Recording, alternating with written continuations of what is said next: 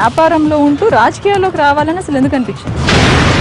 Politics పైన పెద్ద interest ఉండేది కాదు. మీ పార్లమెంట్ సెగ్మెంట్ మీరు ఏం చేశారు? That I don't know. టీడీపీలోకి వెళ్ళాలని ఎందుకు టిల్ట్ అయ్యారు? ప్యాకేజ్ సెట్ అవ్వలేదా? Yeah then lot of rumours అండి.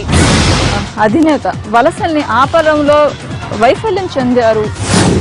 బియాండ్ దాట్ ఏ పర్సన్ చేతిలో కూడా ఉండదు. ఎంపీస్ని వెనక్కినట్టు మీరు ముందుకు వెళ్తున్నట్టున్నారు. ఫస్ట్ టైం ఎంపీగా రాజకీయాలు మీకు ఏమనిపిస్తుంది? రాజకీయాల్లో చాలా మార్పు రావాలండి. నాయకులకి సరిగ్గా మర్యాద ఎవరు? నిరంకుశత్వమైన మనస్తత్వం ఆయనది అనేది.